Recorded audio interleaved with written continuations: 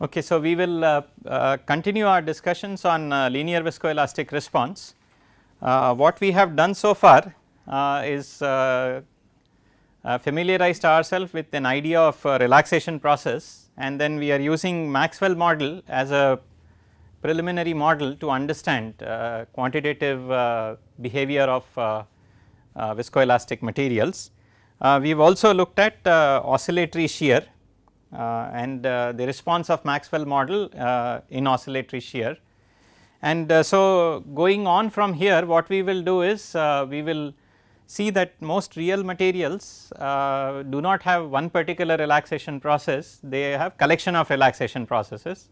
So, today's class we will look at some example material systems and how different kinds of relaxation processes those material systems have, and we will see that Maxwell model can be extended. One Maxwell model is one relaxation process or one relaxation mode. If you have collection of them, then it is called generalized Maxwell model. So, therefore, most materials can be described using a generalized Maxwell model in their small deformation behavior. So, we will see that, and then we will finally end up looking at time temperature superposition, which is accelerated testing that is required whenever we have requirements of long term prediction of properties. So, therefore, it is an accelerated testing protocol. And so, now let us just last time what we had stopped with is the fact that when you have different relaxation times, the Maxwell model response is different. Basically one would have to reach for this where lambda 1 is larger, which means it is a more solid like material, at lower frequency itself you see elastic plateau. Conversely, the lambda 3 at very high frequency you have to go, only then you see elastic response. The other way to say this also is even at high frequency you see viscous response for lambda 3 and so on. So, you can also see that the G double prime actually goes through a maximum. So, that is something telling us in terms of dissipation is maximum when the material is viscoelastic. For example, when it is in the viscous domain, what happens is the magnitude of G double prime is low. Even though material is perfectly dissipative, the magnitude of G double prime is lower. At very high frequency the material is elastic, and therefore the magnitude of dissipation is lower. It is the in between frequency where the material is viscoelastic, where dissipation is maximum relatively, right. So, the in general we will see that this maximum in G double prime to indicate dissipation being maximum, and of course the maximum shifts. And in terms of the idea of spectroscopy, you might have heard of molecular spectroscopy techniques like FTIR or NMR. So, most of these techniques we perturb the molecules with certain input radiation. Let us say in case of FTIR we are using IR radiation, and we keep on perturbing the material with different frequencies or different wavelength of the IR radiation. And then the material itself consists of several molecules and therefore bonds, and each of these bonds has a characteristic frequency or characteristic time scale of response. So, whenever the radiation time scale and the molecular time scale, the bond time scale, they match, we have resonance, and that is when we get maximum absorption of energy. So, this is the same thing, and therefore, this is the idea of mechanical spectroscopy. So, what we are doing in fact is doing mechanical spectroscopy.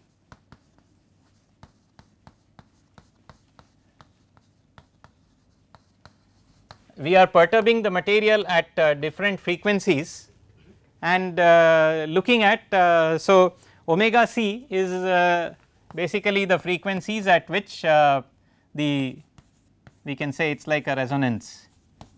That is where the resonance happen, and that is where we see the peak in dissipation. So, very high frequency if we perturb, then the relaxation mode appears to be frozen, or whatever is the vibration or segmental motion, all of that appears to be frozen. If it is very low, then all the material all the energy is dissipated quickly, instantaneously in fact. So, therefore, we go from one extreme to the other when we are looking at these collection of relaxation times. So, now what we will go through is look at some example materials and how their overall relaxation is. So, for example, we will start with a polymer melt, and this is for a commercial polymer melt, which means it is a polydisperse, which implies that molecular weight is not same for all polymer molecule. And when we look at G prime and G double prime,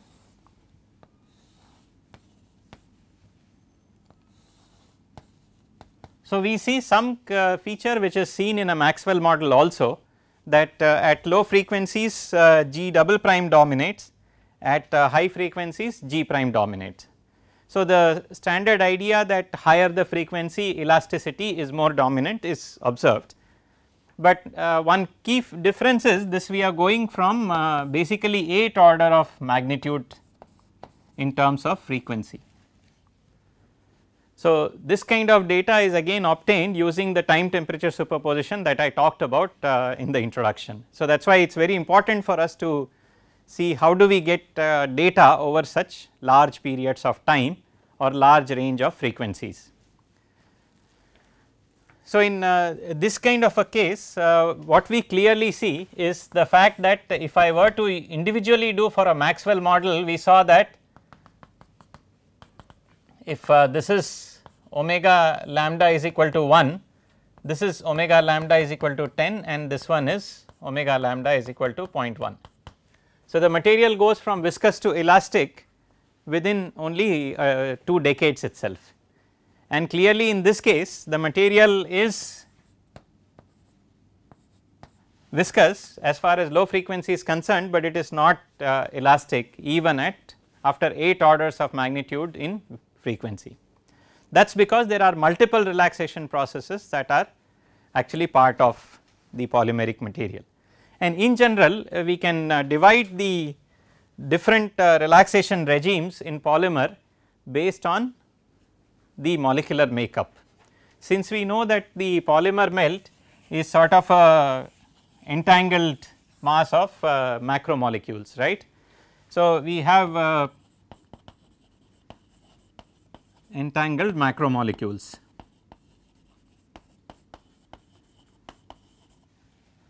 So, in the viscous response that terminal regime, basically what we have is, even though the molecules are entangled, since we are giving it sufficient time, the molecules can flow. And so, the time scale, the time given here is even more than the molecules to unentangle themselves and to flow.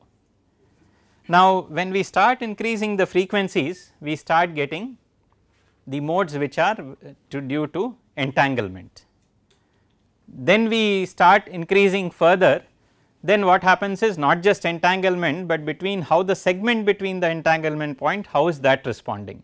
So, those are called segmental modes, and even if we increase frequency higher, smaller parts of segments, the side groups and so on. So, they also will be. So, as you can see, as you go from low frequency to higher and higher frequency, you are probing the smaller and smaller length scale of the macromolecule, or also you are probing shorter and shorter time scale of the material response. When you probe the material at low frequency, you are probing the material at very high time scales, which means you are probing those relaxation modes of the material which are the largest relaxation time. So, therefore, the relaxation modes here is largest relaxation time,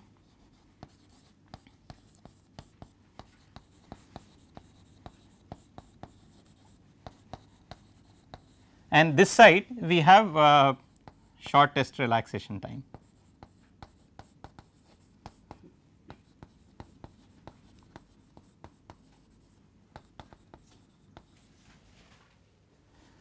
And later on when we look at the data of real polymer melts, and also we will look at data of monodisperse polymer melts, which means all the molecular weight is same, we will be again clearly able to distinguish between these different time scales. For example, if you look at monodisperse polymer melt,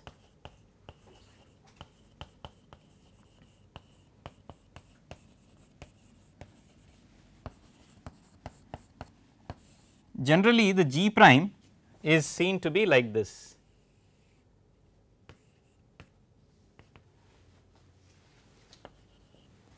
So, at very low frequency we have the terminal viscous response, but in between frequency it appears as if the material is largely elastic like, with G prime being independent of frequency, and then eventually again it becomes a function of frequency. Therefore, we have the terminal viscous response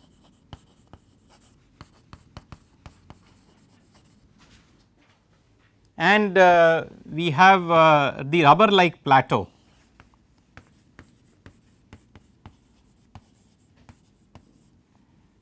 Or it is also the segmental relaxation.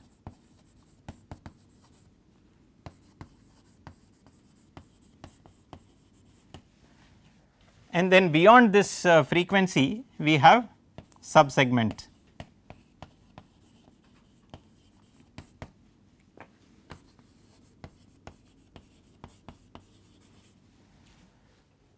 So, basically what we have is the whole molecule response, part of the molecule response, and even smaller and smaller fragment of molecule response, right. And if I go to extremely very high frequency, which is let us say, then everything will, even the bond fluctuations and all will appear to be frozen. So, then I am probing the material at the shortest relaxation time. So, therefore, this is the case of a polymer melt, in which case as a summary what we are saying is that the relaxation times which are longest, or material takes so reptation modes are basically the longest relaxation times. The subsegmental modes and the glassy modes are of course shorter and shorter relaxation times. Okay.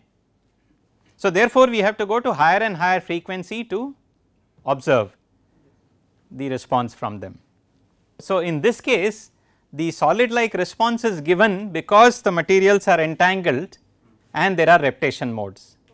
For example, if you have water, then there are only glassy mode, the only molecules those modes, right, and therefore material is completely viscous under most normal condition. So, that is why the largest relaxation time in a polymer is only reptation modes, which are only hours and maybe beyond. On the other hand, a material like steel or concrete has relaxation times which is even larger, therefore, it appears completely solid at room temperature. Okay. So, but presumably if to steel or concrete, if I subject it to a frequency of 10 to the power minus 10 hertz, then I might start probing some dissipative responses from them, which is basically nothing but 10 to the power 9 seconds or 10 to the power 10 seconds, right. So, we are talking about years, multiple years, then yes, that it is possible. So, therefore, in this case what we are talking is the when we say shortest relaxation time, this is what is there in the material. And so, the longest relaxation time of polymer melt is likely to be somewhere around hours, right, polymer melt. Now, if I say, let us say for a material the longest relaxation time is infinity, then what can you conclude from that? If longest relaxation time is infinity, then no matter how low a frequency I go, I will still see elastic response, I will still not see this terminal viscous response. So, one easy way to do that for a polymer is to say that I have this polymer and then let us say I do cross linking, right. So, I get a rubber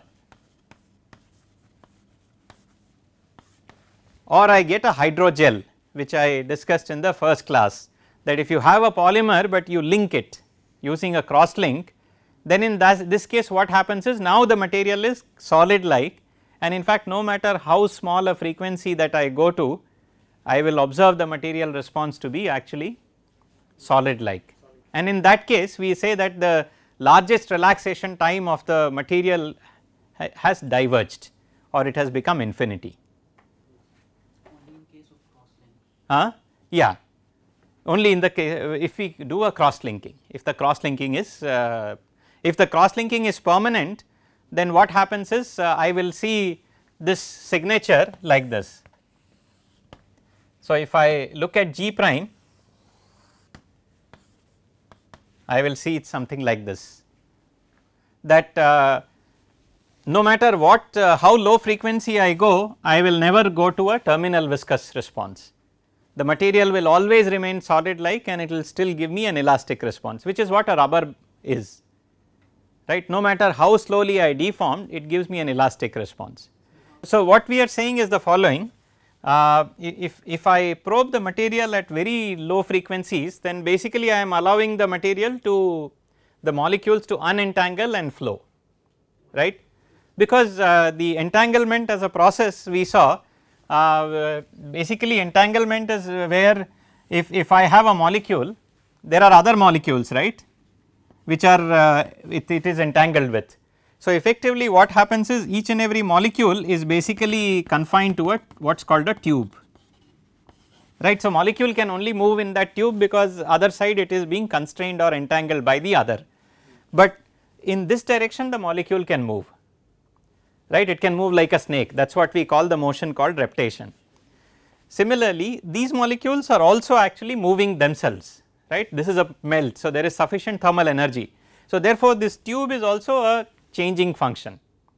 Now, if we probe the material very slowly, what happens is there is sufficient time for some of these entanglements to go away and for this molecule to also move like a snake. So, let us say for example, we have polyethylene where the interactions is mostly van der Waals, and so we will observe this kind of a case. But let us say instead of that I maybe include some hydrophobic hydrophilic kind of interactions or hydrogen bonding which may be a little stronger, then what I will start seeing immediately is the fact that instead of this terminal viscous response, I will start seeing some elasticity coming in. So, in fact, therefore, not observation of no terminal viscous response and a slope of G prime. So, G prime tending to omega to the power n, where n is less than 2, is an indication of some structure in the material or some stickiness of the cross linking. So, that is a very good indication. If most polymer melts, we will see that you will observe the terminal response because there is sufficient time. But if I make those entanglement points to be more stronger with hydrogen bonding or with hydrophilic hydrophobic interactions, I will start seeing departure from 2 and n will be less than 2. If I make that cross link permanent, which is what rubber is, then in that case n becomes 0. So, basically in the low frequency regime you have n going from 0 to 2, right. So, n equal to 0 implies permanent cross link.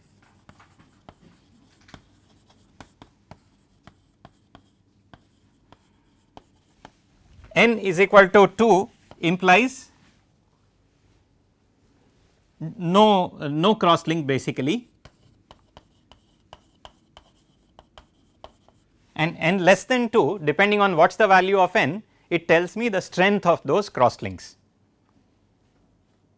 So, in fact, polyvinyl alcohol, right, as a material, it has strong hydrogen bonding, and many times when you work with such materials, then you will see that n need not be necessarily 2. So, that indicates that there is some structure in the material even if I probe it at very low frequencies.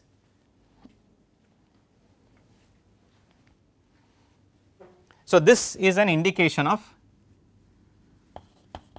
strength of crosslinks.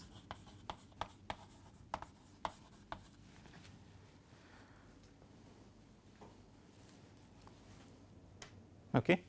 And this in between region is where we are probing the material over segmental. So, that is less than, because now we are probing the material at short enough times that now it does not matter whether there is crosslink or there is only entanglement. Now we are probing the material at in between time scale. So, both rubber as well as polymer melt will show similar behavior, that is why this is called a rubber like plateau. So, what is happening here in a polymer melt is very similar to what is happening here for a rubber, because we are in both cases we are probing a length scale or a polymer segment which is smaller.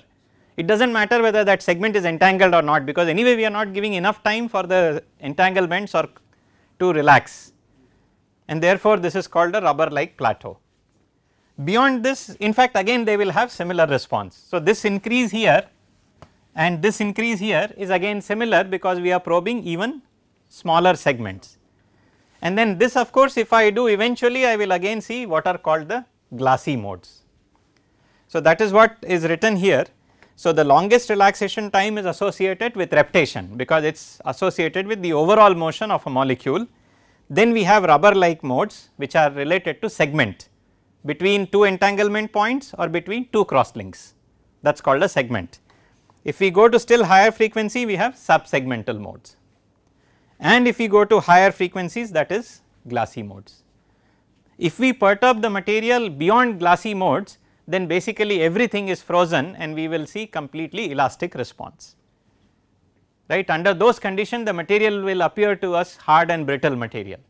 So, the same polymer material at very low frequency appears to be a fluid, in fact a perfectly viscous fluid, right. This is Newtonian fluid, also has the same response. Newtonian fluid, G prime is proportional to omega squared, G double prime is proportional to omega. So, that is the same response that even a polymer melt shows at very low frequency, but on the other hand at very high frequency it shows an glassy response. So, now let us look at another material. This is what we do when we are doing this mechanical spectroscopy. We are probing the material at different frequencies and trying to understand what mechanisms are underlying. So, now let us look at the next material, which is a micellar solution, okay, and also supramolecular gels. There are several materials which belong to this class. In fact, it is a worm like micellar solution, or it is also some materials which are supramolecular gels, they show this kind of response. So, we will just look at quickly the worm like micelle. What we have is basically it is a micellar solution. So, its surfactants are there, and the surfactant basically form a spherical micelle at low concentration. But if you keep on increasing the concentration of surfactant, then they form what are called the cylindrical or worm like micelles. So, in that case what happens is you have basically a cylindrical micelle like this, where all along the cylinder the surfactants are all basically arranged. So, any cross section you take, there is a circle of surfactants. So, it is a tube, and that is why that is called like a worm, okay. And the overall worm like micelle solution is nothing but, so each and every worm is drawn like this. So, this is a worm like micelle solution. So, each and every line that I have drawn here, if you magnify it, it is a collection of surfactant molecules. Now, what you can clearly see is in this case the joining and rejoining of these points is dynamic. There is no entanglement here, because in this in the case of polymer, one polymer molecule on the other, the only way this molecule could move was if this molecule went away. But in this case we are talking about small surfactants which make this worm also, and surfactant molecules can in fact exchange each other from. So, therefore, this particular thing can also break and reform. So, therefore, these kind of systems do not have entanglement modes, but they only have breaking and reforming of the worm like micelles. So, if you probe these materials and look at their so G prime is somewhat similar to a Maxwellian response, and G double prime in fact is, and in fact this time scale is associated with breaking forming.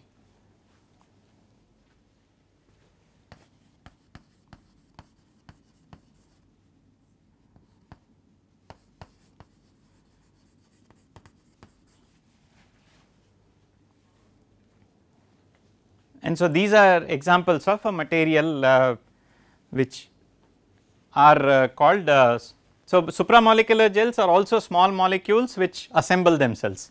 In this case also surfactant assembles itself in worm like micelles. These worm like micelles are assemble themselves right into a chain mass of too many worms which are next to each other. And so, in case of breaking and reforming you have so you can see now there is a slightly different characteristic feature. Another thing to note is we are going let us say from 10 to the power minus 1 to about 100. So, it is not very high in terms of frequency range unlike a polymer molecule. And so, in terms of what are the relaxation modes available for this kind of material, they are narrow. The material goes from viscous to an elastic like in very small frequency range. So, because that is because the overall the constitution of the material is not very complex okay, in terms of what type of relaxation modes that are available. And so, one more material that we will look at is called the soft gel,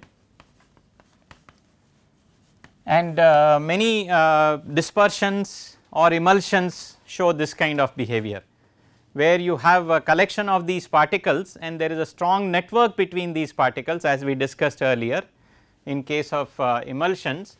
Then what we see is it appears as if almost G prime and G double prime are almost independent of frequency. Okay. So, clearly as soon as we see that G prime, even if you go to lower and lower frequency, and let us say here now we are talking about again 10 to the power minus 1 to 100, and by the way this is the usual frequency range at which we usually probe the materials to begin with, because these are the mechanically most relevant time scales of interest, and therefore whenever we get a new material we try to probe it at these. And then depending on our interest we can say that okay, can I get hold of some techniques so that I can get maybe beyond 100 or less than 10 to the power minus 1 by doing superposition.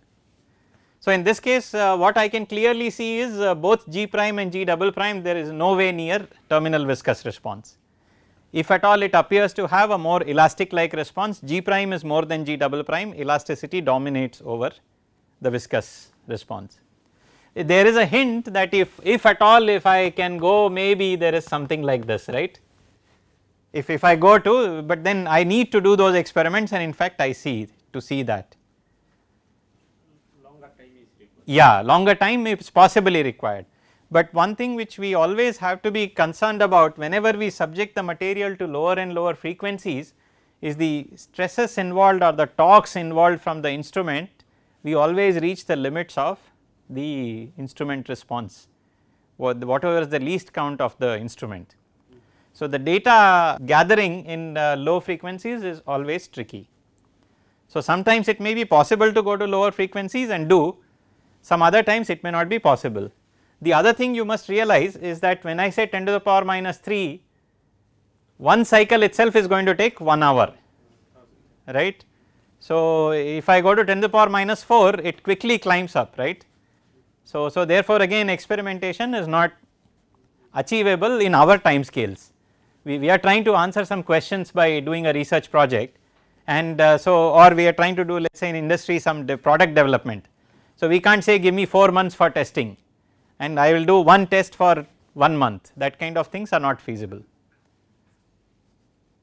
So, therefore, soft gel is a material which again has a overall possible terminal viscous response at the lower frequencies, but what we see in most common thing is mostly the elastic. So, again these are therefore called gel like materials.